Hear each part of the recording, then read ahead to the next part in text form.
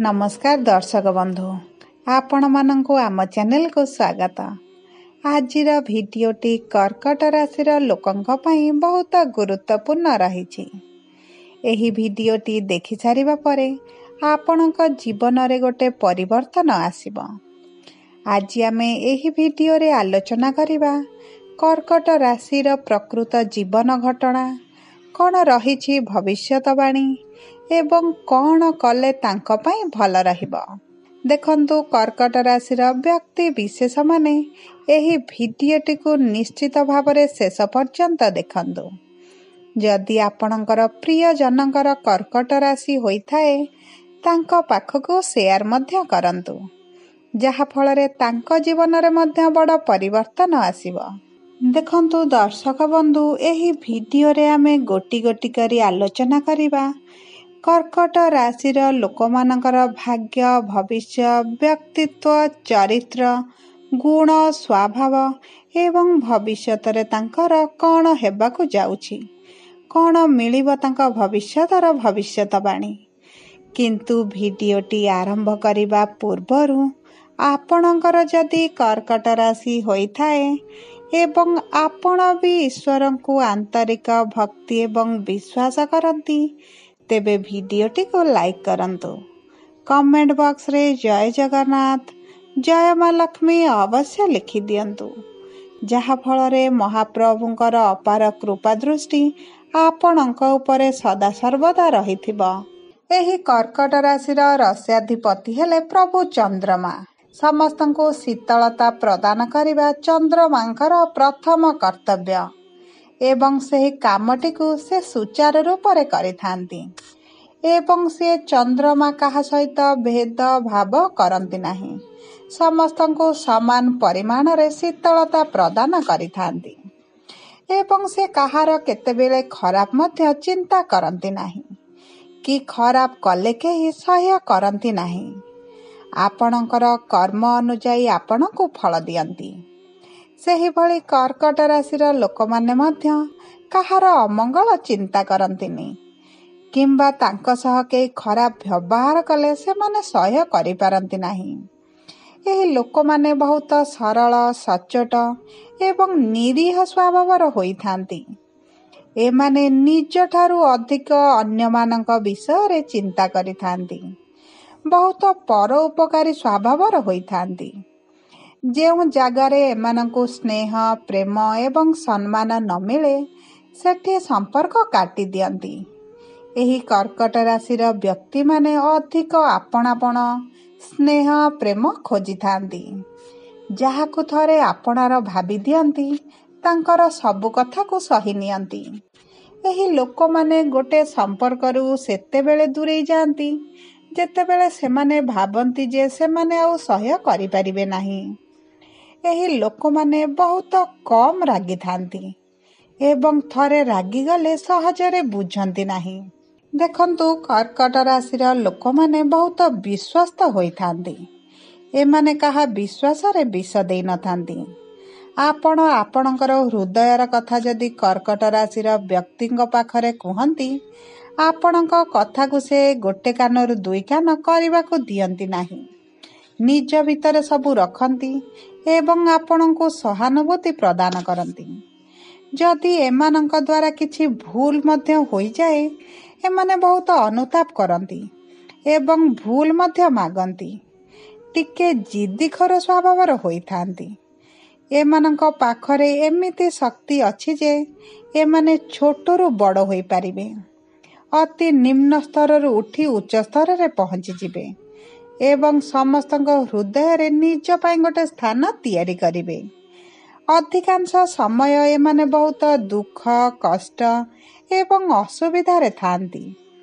किंतु एमानंकर एमिति समय आसे जे समय साथ देबा आरंभ करे माने एमाने बहुत डेभलप करिबा आरंभ करंती। एही कर्कट राशि लोक माने बेले बेले एका रहिबा को पसंद करंती एवं निज विषय रे एवं निज आत्मीय स्वजनक विषय रे चिंता करिथांती। देखंतु एही राशि लोक माने जेते भल काम कले मध्य एमानंकु लोक माने निंदा करिथांती। କାହିଁକି ନା ଏହି ରାଶିର ଲୋକମାନଙ୍କୁ ସହଜରେ କେହି ବୁଝିପାରନ୍ତି ନାହିଁ। ଦେଖନ୍ତୁ, ଏହି ରାଶିର ରାଶି ଚିହ୍ନ ହେଲା ଗୋଟିଏ କଙ୍କଡ଼ା, ଯାହାର ଉପର ଖୋଳଟି ବହୁତ ଟାଣ ହୋଇଥାଏ କିନ୍ତୁ ଭିତର ବହୁତ ନରମ ହୋଇଥାଏ। ସେହିଭଳି କର୍କଟ ରାଶିର ଲୋକମାନେ ମଧ୍ୟ ଉପରକୁ ଶକ୍ତ ଦେଖାଗଲେ ମଧ୍ୟ ହୃଦୟରୁ ବହୁତ ନରମ ଏବଂ କମଜୋର ହୋଇଥାନ୍ତି।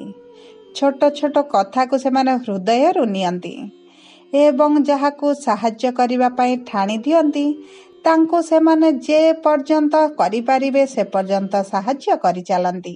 ଦେଖନ୍ତୁ, ଏହି କର୍କଟ ରାଶିର ଲୋକମାନଙ୍କ ସହିତ ଲୋକମାନେ ନିଜ ସ୍ୱାର୍ଥ ପାଇଁ ସାଥ ଦେଇଥାନ୍ତି। ନିଜର ସ୍ୱାର୍ଥ ହାସଲ ପାଇଁ ସମ୍ପର୍କକୁ ଆଗକୁ ବଢ଼ାଇଥାନ୍ତି ଏବଂ ସେହି ଛଳ କପଟି ଲୋକମାନଙ୍କୁ କର୍କଟ ରାଶିର ଲୋକମାନେ ବୁଝିପାରନ୍ତି ନାହିଁ। ପରିଶେଷରେ ସେହି ଲୋକମାନେ କର୍କଟ ରାଶିର ଲୋକଙ୍କୁ ଧୋକା ଦିଅନ୍ତି, ପଛରେ ନିନ୍ଦା ଅପବାଦ ଗୁଡ଼ାଏ କହିଥାନ୍ତି, ଯାହା ଫଳରେ ଏମାନେ ବହୁତ ଦୁଃଖ କଷ୍ଟ ସହିଥାନ୍ତି।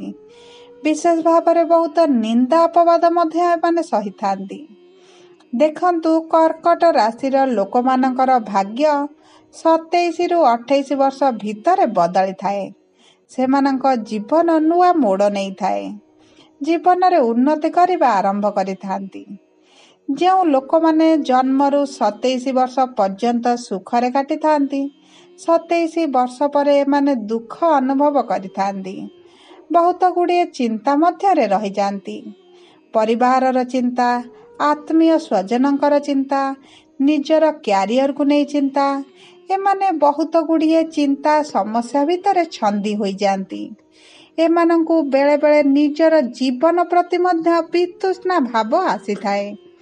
ଏମାନେ ଜାଣିପାରନ୍ତିନି ଯେ କେଉଁଭଳି ଭାବରେ ଏତେ ଗୁଡ଼ିଏ ସମସ୍ୟାକୁ ସମାଧାନ କରିବେ। ଏମାନଙ୍କର ସରଳତା, ଚତୁରତା ଲୋକମାନଙ୍କ ପାଖରେ ହାରିଯାଏ। ଚତୁରତାର ସହିତ ଲୋକମାନେ ଏମାନଙ୍କ ସହିତ ବହୁତ ଧୋକାଧାରୀ କରିଥାନ୍ତି। ବିଶେଷ ଭାବରେ ବ୍ୟାପାର ବାଣିଜ୍ୟରେ ଏମାନଙ୍କୁ ବହୁତ ଲସ୍ ସହିବାକୁ ପଡ଼ିଥାଏ, କାରଣ ଏମାନେ ଛନ୍ଦ କପଟ ବୁଝିପାରିନଥାନ୍ତି। ଦେଖନ୍ତୁ, ଏହି ରାଶିର ଲୋକମାନେ 27 ବର୍ଷ ପରେ ନିଜର ଚାକିରିରେ ମଧ୍ୟ ବଡ଼ ପରିବର୍ତ୍ତନ ଦେଖିବେ। ନିଜର କ୍ୟାରିୟରରେ ବଡ଼ ପରିବର୍ତ୍ତନ ଆସିବ। ଦେଖନ୍ତୁ, ଏହି କର୍କଟ ରାଶିର ଲୋକମାନଙ୍କ ଭାଗ୍ୟରେ ପରିବର୍ତ୍ତନ ପାଇଁ ମେଷ, ବୃଷ, ଧନୁ ଏବଂ କୁମ୍ଭ ରାଶିଙ୍କର ସହାୟତା ମିଳିଥାଏ। ଏହି ରାଶିର ଲୋକମାନଙ୍କ ସହିତ ସେମାନଙ୍କର ମିତ୍ରତା ମନୋଭାବ ରହିଥାଏ।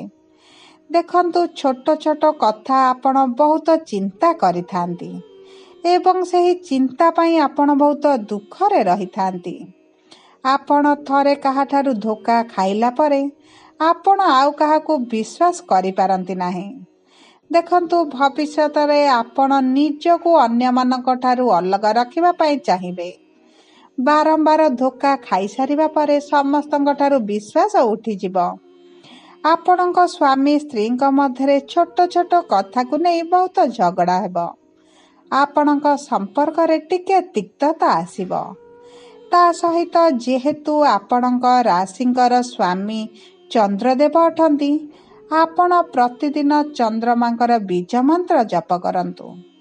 ତା ସହିତ ଆପଣ ପ୍ରଭୁ ହନୁମାନଙ୍କର ହନୁମାନ ଚାଳିଶା ପାଠ କରନ୍ତୁ।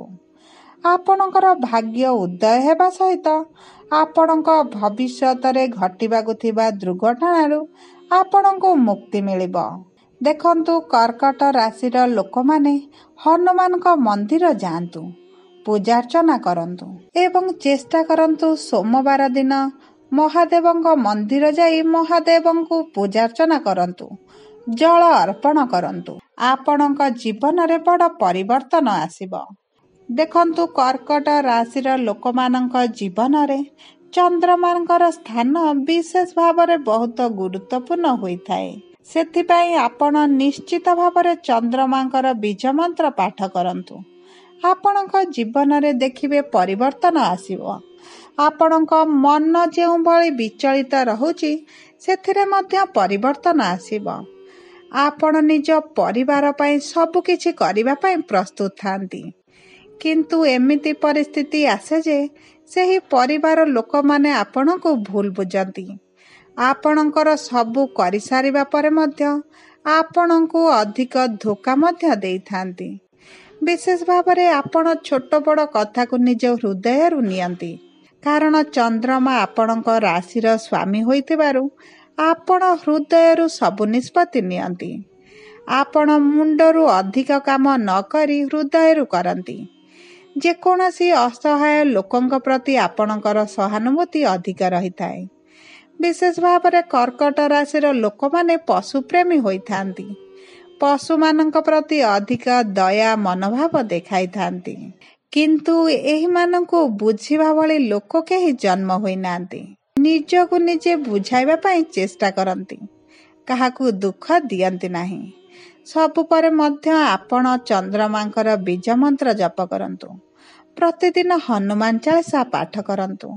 ଆପଣଙ୍କର ବଡ଼ରୁ ବଡ଼ ସମସ୍ୟା ମଧ୍ୟ ଦୂର ହୋଇଯିବ। ଆପଣଙ୍କ ଜୀବନରେ ପୁନର୍ବାର ଖୁସି ଫେରିଆସିବ। କିନ୍ତୁ ଆପଣଙ୍କର ଯଦି କର୍କଟ ରାଶି ହୋଇଥାଏ, ଆପଣଙ୍କୁ ଏହି ଭିଡ଼ିଓଟି କେତେ ଠିକ୍ ଲାଗିଲା, କେତେ ଭୁଲ ଲାଗିଲା କମେଣ୍ଟ ବକ୍ସରେ ଲେଖନ୍ତୁ। ଯଦି ଆପଣଙ୍କର କେହି ଆତ୍ମୀୟ ସ୍ୱଜନଙ୍କର କର୍କଟ ରାଶି ହୋଇଥାଏ, ତାଙ୍କ ସହିତ ଭିଡ଼ିଓଟିକୁ ସେୟାର କରନ୍ତୁ ଏବଂ ତାଙ୍କ ଜୀବନକୁ ସହଜ ବନାଇବା ପାଇଁ ଛୋଟ ପଦକ୍ଷେପଟିଏ ନିଅନ୍ତୁ। ଯଦି ପ୍ରଥମ ଥର ଆମ ଚ୍ୟାନେଲକୁ ଆସିଛନ୍ତି, ଚ୍ୟାନେଲଟିକୁ ସବସ୍କ୍ରାଇବ୍ କରନ୍ତୁ। ପାଖରେ ଥିବା ବେଲ୍ ଆଇକନ୍କୁ ପ୍ରେସ୍ କରନ୍ତୁ। ଧନ୍ୟବାଦ।